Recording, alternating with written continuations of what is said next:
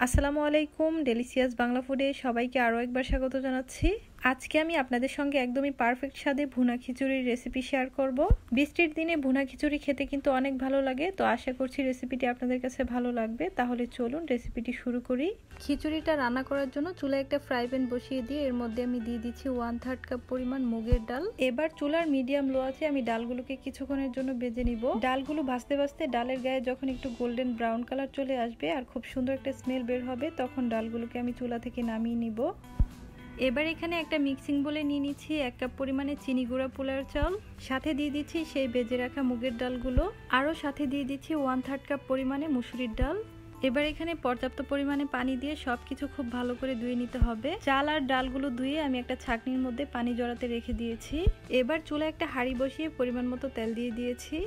এবার এখানে কিছু পেঁয়াজ কুচি দিয়ে দিলাম। পেঁয়াজটাকে একটু নেড়ে চেড়ে দিয়ে এর মধ্যে আমি কিছু গরম মশলা অ্যাড করে দিব। দিয়ে দিচ্ছি 2টা তেজপাতা, 2টা দারচিনি আর 3টা এলাচ, সাথে 3-4টার মতো লং দিয়ে দিলাম। এবার সবকিছু একটু ভেজে নিয়ে এর মধ্যে সামান্য পরিমাণে পানি দিয়ে দিচ্ছি। এরপর এখানে আমি 1 চা চামচ আদা বাটা আর 1 চা চামচ রসুন বাটা দিয়ে দিচ্ছি। এবার স্বাদ অনুযায়ী লবণ আর 1 চা চামচ করে দিয়ে দিচ্ছি হলুদের গুঁড়া, মরিচের গুঁড়া, 1/2 চা চামচ দিয়ে দিচ্ছি ধনিয়ার গুঁড়া আর 1 চা চামচ দিয়ে দিচ্ছি গরম মশলার গুঁড়া। এবার সবগুলো মশলা ভালো করে কষিয়ে নিব। কষাতে কষাতে যখন তেলটা উপরে বেশি উঠবে ওই পর্যায়ে আমি চাল ডাল ধুয়ে রেখেছিলাম সেগুলো দিয়ে দিচ্ছি।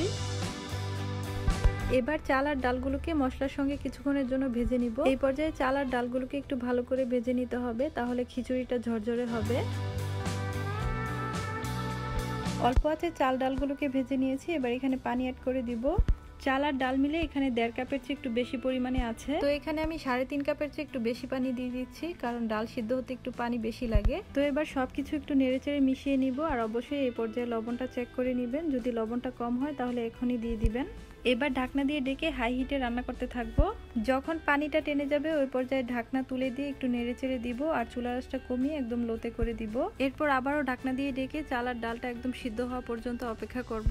সবকিছু একদম সিদ্ধ হয়ে গিয়েছে। এবার এখানে 1 চা চামচ ঘি দিয়ে দিচ্ছি। আপনারা চাইলে এখানে কয়েকটা কাঁচামরিচও দিয়ে দিতে পারেন, আজকে আমার কাছে ছিল না যার কারণে দেই নাই। সামান্য নেড়েচেড়ে দিয়ে আবারও ঢাকনা দিয়ে ডেকে 5 মিনিট দমে রেখে দিব, তাহলেই কিন্তু খিচুড়িটা রেডি। ফিরে আসলাম 5 মিনিট পর। দেখতেই পাচ্ছেন খিচুড়িটা কিন্তু একদম হয়ে গিয়েছে। এই খিচুড়িটা গরম থাকতে এরকম দেখালেও এটা কিন্তু ঠান্ডা হয়ে যাওয়ার পর একদম ঝরঝরে হয়ে যায়।